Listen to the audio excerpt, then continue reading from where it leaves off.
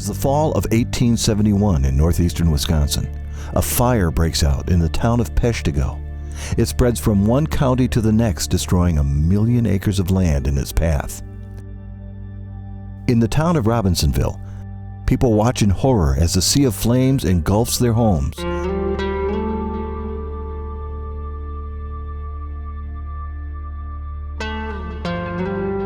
In their desperation, they gather what little they can and head in the direction of a chapel where they believe their last hope lies.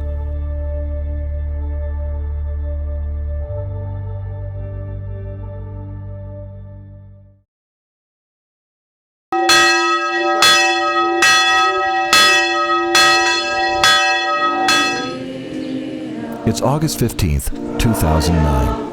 For Catholics, it's the day they celebrate what is called the Feast of the Assumption of the Blessed Virgin Mary, which recalls that Mary, the mother of Jesus Christ, was assumed body and soul into heaven. 2009 marks the 150th anniversary of a chapel called Our Lady of Good Help. Thousands gather amongst fields and farms where the chapel resides. Yet, why has this particular place brought all these people together? What is the significance of the 150 years? Throughout the course of the next half hour, you will learn what exactly happened at this place that made it such an historic landmark in Wisconsin, and why so many people continue to come back every year.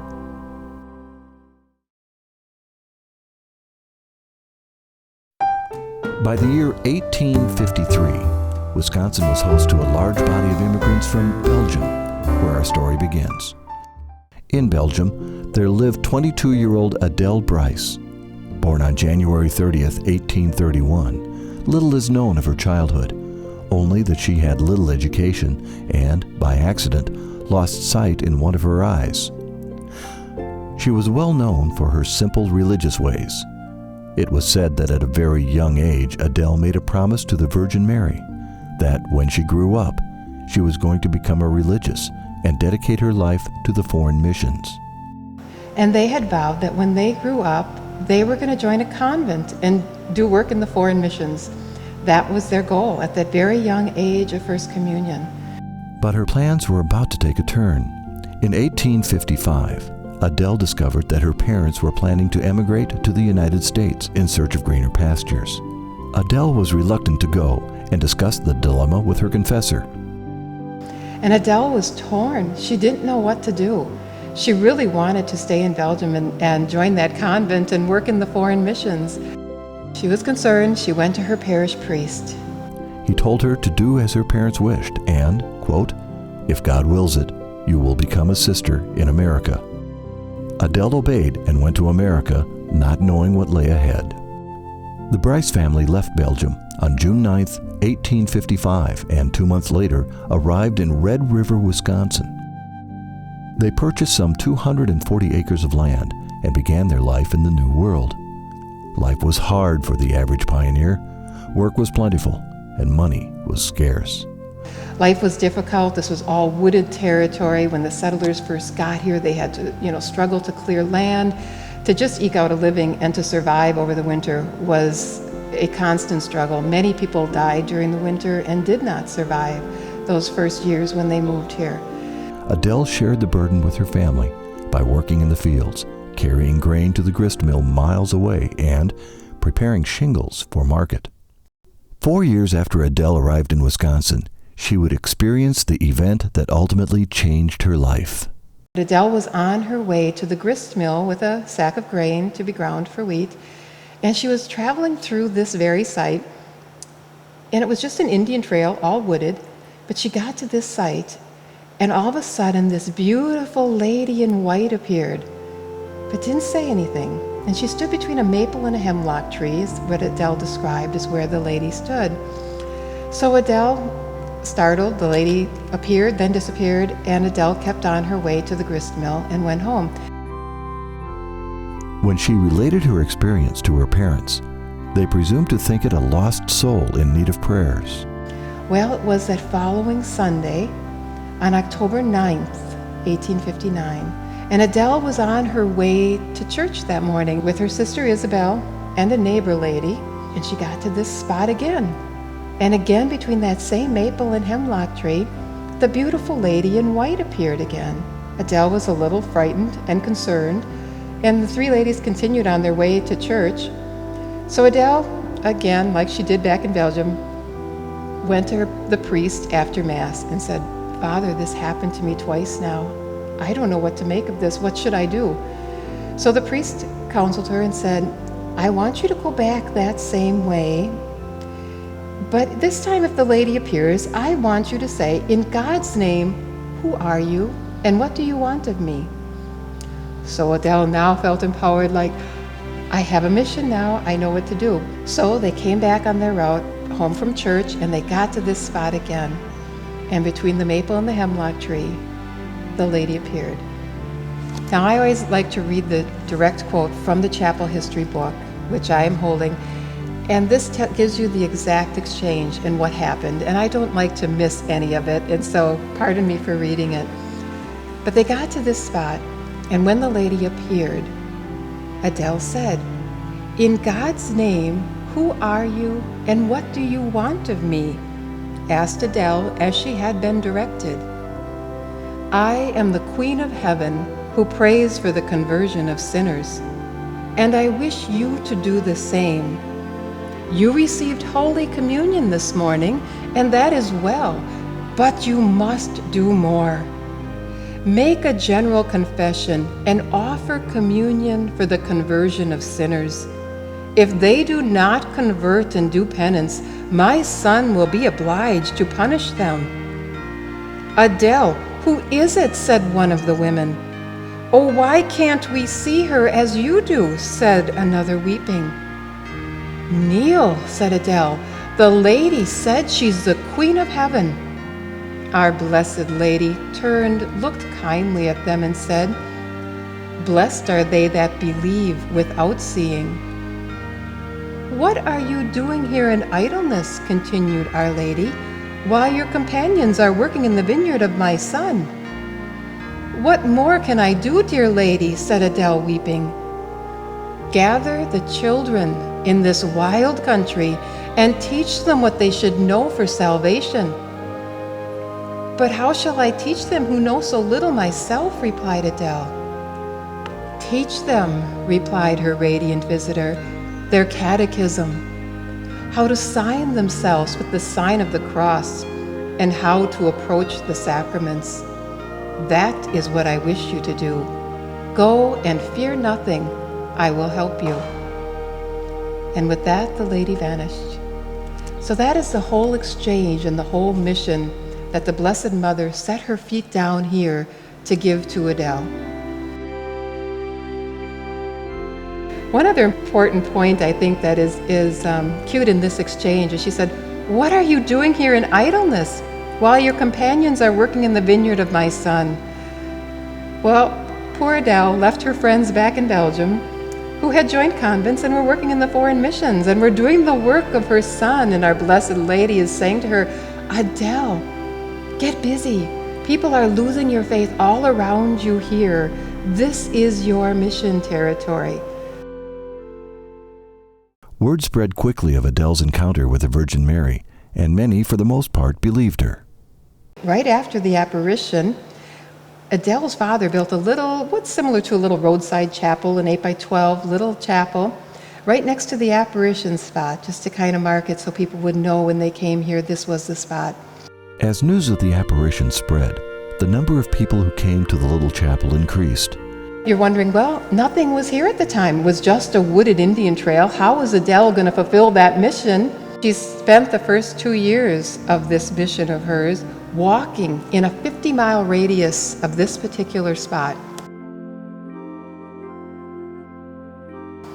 Going from home to home, knocking on doors, saying, "Please, let me do all your household work. In exchange, just let me teach your children their catechism."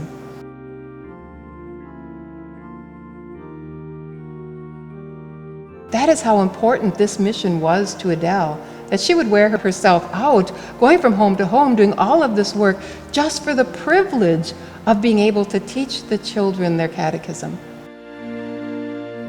She was unwavering in devotion to her duty. No force of nature could keep her from accomplishing her task. It was actually 2 years later, in 1861, that the neighboring farmers got together with Adele's father, Lambert Bryce, and they built a larger wooden church. With the success of Adele's work, the newly appointed pastor of the Belgian colony, Reverend Philip Crudd, encouraged Adele to go farther in her work by having others join in her labors. He also suggested building a school and a convent so that the children could come to her for instruction.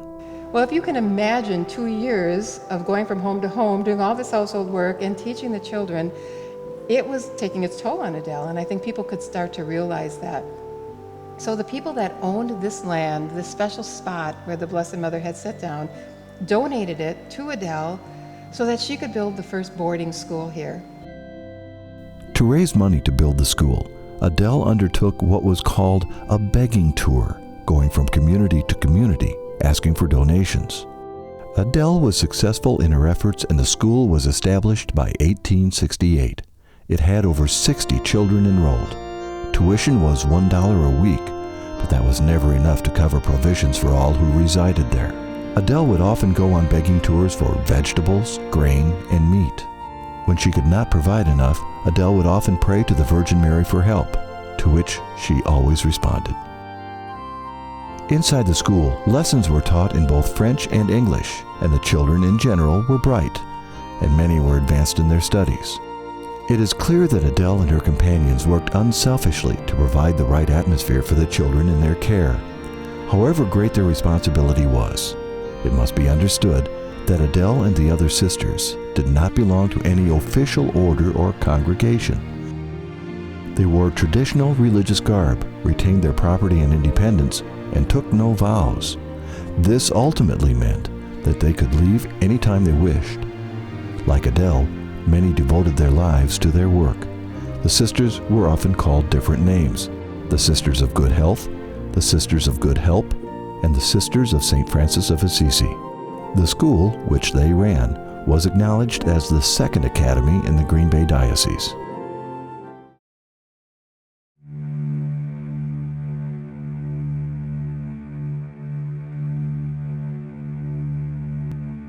In 1871, one of the greatest natural disasters in the history of the United States took place. It began with an exceedingly dry winter and summer. Most of the rivers and streams had dried up, and to make matters worse, men were starting fires to clear land. On the night of October 8, 1871, strong winds swept through Wisconsin and fanned these small fires. And it was a very dry year. There were little fires burning everywhere. It was incredibly dry. And that night of October 8th, the winds picked up from the south, and this hurricane of winds came, and it ignited every little fire that was burning anywhere into this great inferno known as the Peshtigo fire. The fire spread from county to county, destroying everything in its path. 240 miles away, another city was facing the same severity of the great winds, and this city was Chicago. While the Great Chicago Fire was underway, killing approximately 250 people, the Peshtigo Fire was consuming northeastern Wisconsin, and the Chapel of Our Lady of Good Help stood directly in its path. As the fire neared the town of Robinsonville, people sought refuge at the chapel, believing that the Virgin Mary would protect them. They fled with everything they could take with them, their livestock and anything they could carry on their backs. And when they got here, they found Adele and the school children already in the church praying, beseeching the Blessed Mother for her help and protection. An excerpt from Father Pernin of Peshtigo. Filled with confidence, they entered the chapel, reverently raised the statue of Mary, and kneeling, bore it in procession around their beloved sanctuary. And they were on their knees that whole night around the grounds. And it said when wind and flames and fire consumed them in one direction, they would just turn and continue in another direction, but they never gave up. Such a testimony to the power of the Rosary and their dedication and their beseeching the Blessed Mother for help. What transpired afterwards can only be described as a miracle. when the people found their prayers answered in the form of a downpour that ultimately extinguished the fire. This is the morning of October 9th, the day the Blessed Mother had appeared here. The rains came, extinguished the flames, and when dawn broke that next morning, all those people that were here that night witnessed the miracle of what had happened, because as far as you could see in any direction around this 5.5-acre spot was nothing but ashes. And the historical accounts say that this shone like an emerald green island in a sea of ashes. Nothing on this grounds was touched by the fire. The outside of the fence posts were charred, the insides were never touched. And everything on this grounds at that time were wooden buildings. It was still a wooden church at that time and a wooden school. And with the history accounts of how hot that fire was, they would have just incinerated just by the fire coming that close to them. What would later be known as the Peshtigo fire would claim between 1,200 to 2,400 lives and destroy 1.5 million acres of land. Well, the Peshtigo fire, if you read your history books, is still to this day the most devastating fire in U.S. history. It consumed more acres of land and killed more people than any other fire in our history. Is it still just a coincidence? Or did Mary try to warn Adele all those years earlier when she stated, "If they do not convert and do penance, my son will be obliged to punish them"? We may never know, but what we do know is that after this catastrophe took place, many who had doubted the validity of the apparitions came to believe Adele's story. The night of the Peshtigo fire was all the proof pioneers would need that Mary had once visited Adele. Throughout the chapel's 150 years, there have been numerous reports of miraculous events that cannot be scientifically or medically explained. Some individuals have come forward to tell their own personal stories of what they can only describe as a miracle. I found out in June 1997 that I found out that I did have ovarian cancer. After every treatment, my husband would help take me and bring me here to the chapel, and we'd come down and we'd say the rosary to the Blessed Mother.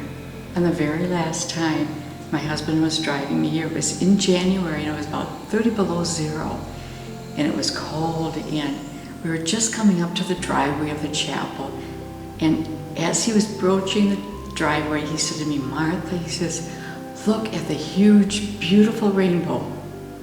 But we realized that that was a sign that I was going to be okay. In 1951, when my dad was 10, he was in a childhood accident. One kid threw a piece of ice at him, and it hit him in his right eye, and it was a puncture wound. And in those days, they took the eye out when something bad happened to it. Very shortly after, a disease that his other eye got, his left eye, it's called sympathetic ophthalmia, and that eye started to self-destruct. Most people go blind. When this was all happening at home, my grandma, who was a very faithful woman, her name was Genevieve, she came here. She was Belgian, so she knew all about the shrine here. And she asked Our Lady if she would heal my dad. My dad's name was Dennis. And she said, "If you'll heal Dennis, I will come here every single year until I die on the Feast of the Assumption." And that's what she did. And Mary did heal my father's eyesight. Those who were miraculously healed of their lameness have left behind their crutches, which now lay in the crypt of the chapel. My dad told me one time that Henry, who was on crutches and was living upstairs at my dad's mother's home because he couldn't work, walked out on his crutches to the church at Robinsonville from Green Bay. Well, that's quite a walk. And he walked out there, and he was a very religious person, and he left Robinsonville without his crutches, and my dad used to show them to me when we were out there. He said, "These are your Uncle Henry's crutches." He walked out here and he left them here.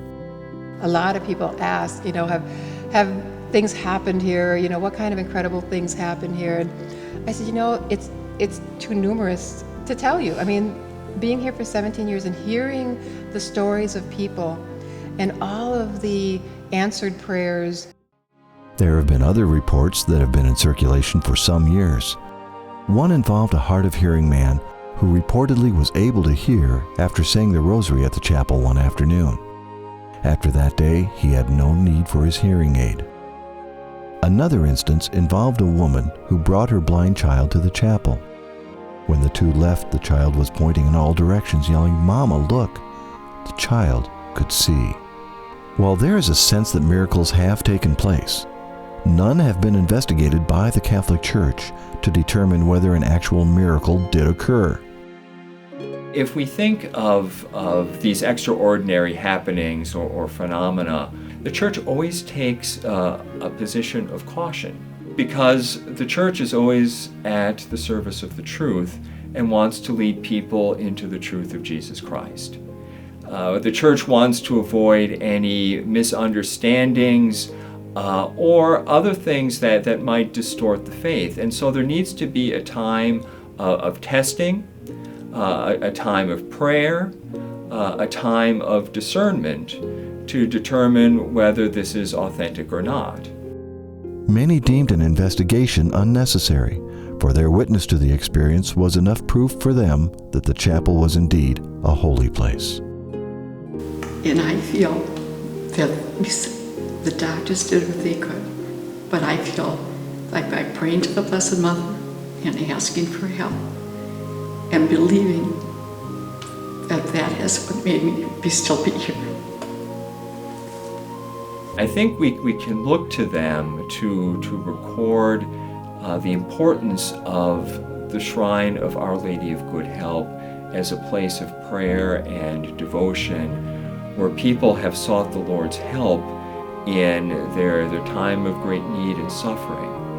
And we can see in this also signs of the Lord's great compassion to reach out and touch people through the intercession of His Blessed Mother.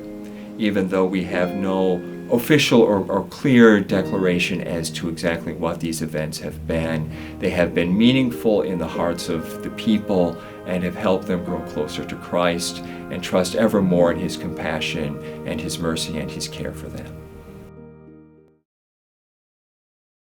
Within 10 years of the Peshtigo fire, many changes were being set in motion. Due to the impact Our Lady of Good Help had on the community, it was evident that the need for new buildings was stronger than ever. Financial contributions by Bishop Krautbauer and Father Fox, the future Bishop of Green Bay, sealed the deal to have a new brick chapel built.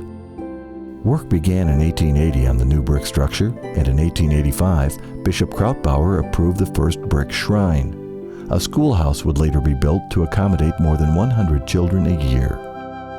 When that was built, Adele was still alive. And so nobody knew it, but they cut down those 2 trees and they built the sanctuary of that 1880 chapel right over the spot of the apparition, so that that altar and that sanctuary could be right over the spot where the Blessed Mother had appeared. Well, when Bishop Rhodey decided that chapel wasn't big enough, and in 1941 they commissioned the building of this particular chapel, nobody was still here from 1880 that knew that that was what happened.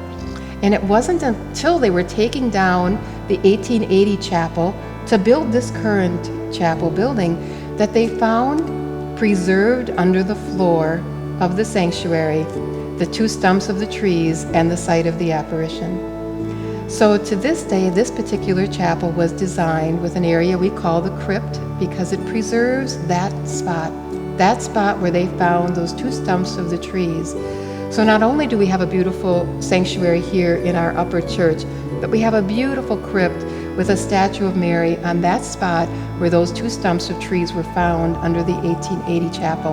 And there's always hundreds of candles burning around it at any time, which are lit by people who come here beseeching the intercession of the Blessed Mother.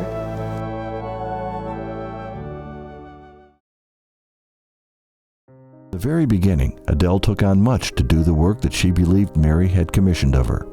She faced ridicule and doubt by many along the way. Some things she had no control over, and problems were often caused by misconceptions. One instance took place at the Feast of the Assumption, where the gathering had attracted beer vendors and others seeking to exploit those who had come in faith to observe the religious event. This had cast a bad light on the religious community, the chapel, and even Adele herself. Because of this, the truths about her stories of the apparitions were coming under scrutiny. Initially, some of the accounts of the apparitions of our Blessed Mother to Adele met with resistance and questioning by priests and other authorities in the church. And this is not unusual. Reports reached Bishop Melcher, who did not have the opportunity to observe Adele or her work. The bishop directed the chapel be closed and the keys given to him. Adele was ordered to stop speaking about the apparitions. Adele was at all times as obedient as she was when she came to America with her parents. After the chapel was closed, Adele gave the keys to Bishop Melcher and reminded him of his responsibility for the souls that would be lost due to the lack of instruction. The bishop was so impressed by her zeal and sincerity that he returned the keys to her and encouraged her to continue her good work. Though Adele met every challenge that came her way, some would take a harder toll during her final years. The school, where she was responsible for over 100 children, would soon be under an epidemic of croup, claiming the lives of 2 children. Adele had the misfortune to notify the parents and send the remaining children home. Not all would come back. The parents were worried about the health of their children. Just when things couldn't get worse, another blow fell hard on Adele. She would lose one of her closest companions, Sister Maggie, leaving the chapel under a dark cloud. Not long after the death of Sister Maggie, Adele had to appoint a new successor to manage the school. She appointed a younger sister who had previously been a student. That angered older sisters who had been there longer. All at once, half the sisters left the chapel. Adele found herself in a predicament that she did not anticipate. She carried on the best she could. Adele died on July 5, 1896. She was 66 years old. Her last words were to a former student, "Josie, be kind to the sick and the old, and continue to instruct the children in their religion, as I have done." Adele was buried beside her beloved shrine. Engraved on her tombstone is a saying in French, which, translated, says, "Sacred Cross, under thy shadow, I rest and hope." With the death of Adele, the future of the chapel was uncertain. And after her death, the Bay Settlement sisters were sent here to take over the school that Adele had started.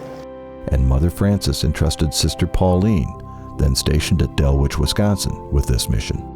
She arrived October 28, 1902, to find 2 sisters, 20 children, and 42 cents.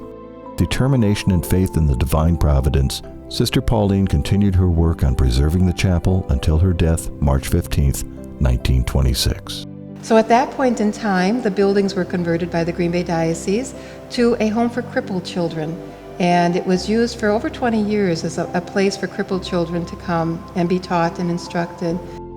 Over the last 150 years, thousands have visited the shrine, and it is expected that those numbers will continue to rise over the years. Today, the Shrine of Our Lady of Good Help is a vibrant place of prayer and pilgrimage, and its mission is fostered by the Bishop of Green Bay. Nonetheless, there has not been a formal declaration regarding the apparitions, which are still under investigation. What we were able to gain from the story of the shrine is the overall impact it has had on nearly everyone who has been fortunate enough to visit it. Some found prayers answered and illnesses healed. Others simply found a place of retreat where they could find comfort and solitude among farmlands and fields. One thing just kind of rings true is that everybody's experience here at the shrine is unique to that person. It's for what they needed at that point in their life and what our Blessed Mother knew would touch their heart. Every experience is different. And it's just a wonderful spot to have an apparition site, a place where Mary has been here on earth. It just seems like a very sacred, holy place. You just come here and it's very peaceful. It's a good experience. You know, if ever I need a place to go, I need to pray and think about things, this is the perfect place for it. We were also able to learn about the life of a courageous young woman who, through means beyond her dreams, would find that her wishes had come true in the most unimaginable way possible.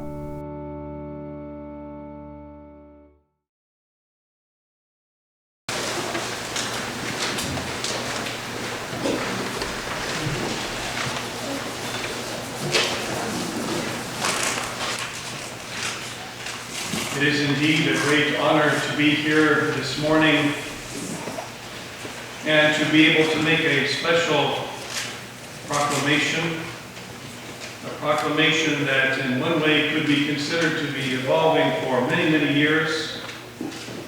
This apparition site having been begun in 151 years ago, and today receiving full approbation of the Church.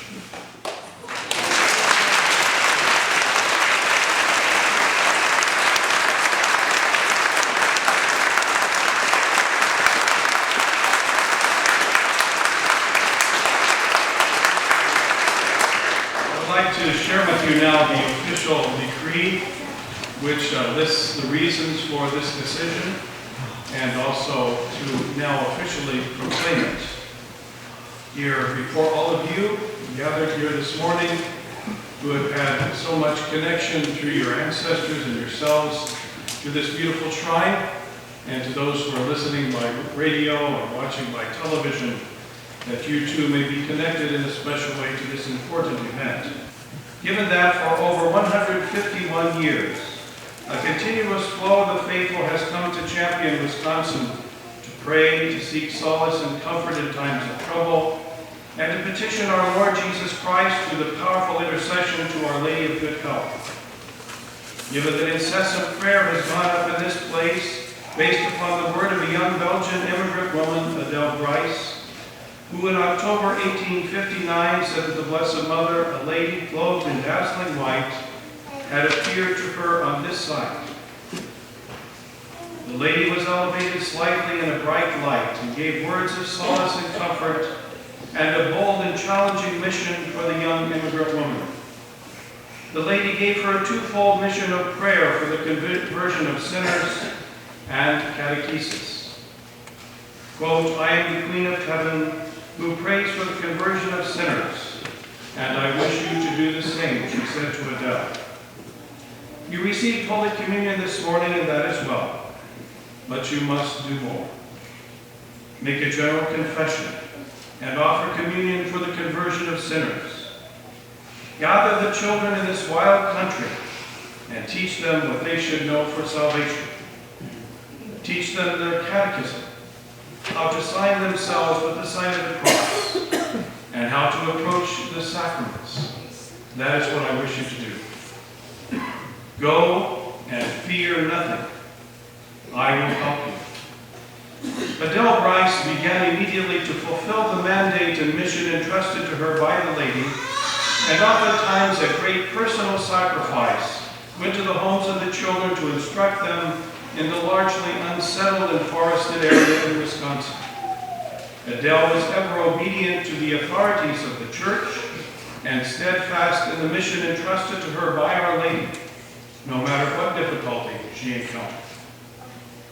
The mission given her became such a commitment that she set up a Catholic school of instruction for children here and even began a community of Third Order Franciscan women who assisted her in her obedience to the mandate of Our Lady to pray for the conversion of sinners and to instruct the children. A long tradition of oral and some documented sources recounting answered prayers at the shrine of Our Lady of Good Health include conversions and many physical healings attributed to the Blessed Mother's intercession. Many physical healings are memorialized by the multitude of crutches and other mementos of thanksgiving for answered prayers left at the shrine. Prayers for physical healing are answered even to this day through the intercession of Our Lady of Good Health. Though none of these favors have been officially declared a miracle by the Church, they are clear evidence of spiritual fruitfulness and the history of devotion to the Blessed Virgin Mary at the shrine.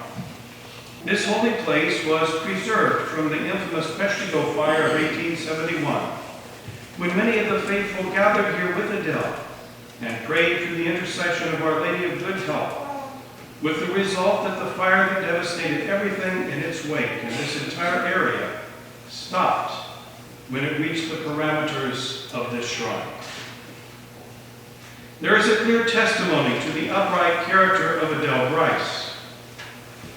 Her devotion to Jesus Christ and the Blessed Virgin Mary, and her unwavering commitment to the mission Mary entrusted to her. Moreover, the uninterrupted history of faith and devotion testifies to the spiritual fruits bestowed upon the pilgrims to this shrine.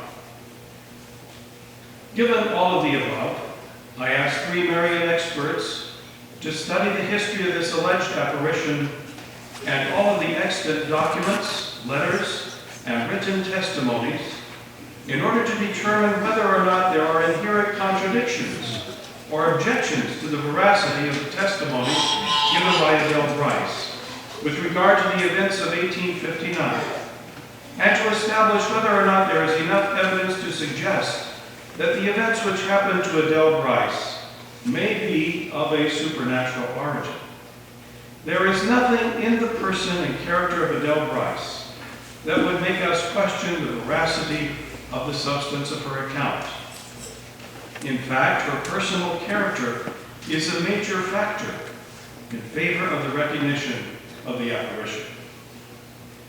Objections concerning whether there was enough evidence to support a judgment in favor of the supernatural character of the events were thoroughly investigated and answered by the experts.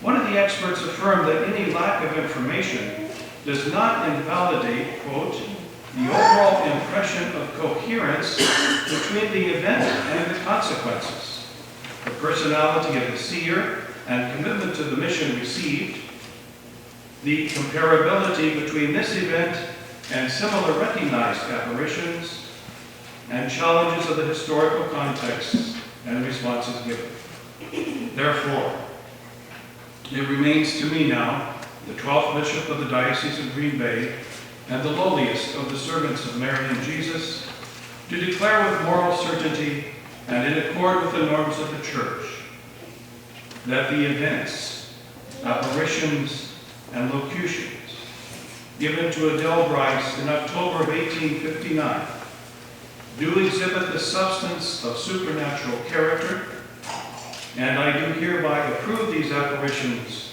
as worthy of belief, although not obligatory, by the Christian faith. I encourage the faithful to frequent this holy place as a place of solace and answered prayer. This document given at the shrine of Our Lady of Good Help, Champion, Wisconsin, the 8th day of December in the year of our Lord 2010, the solemnity of the Immaculate Conception of the Blessed Virgin Mary.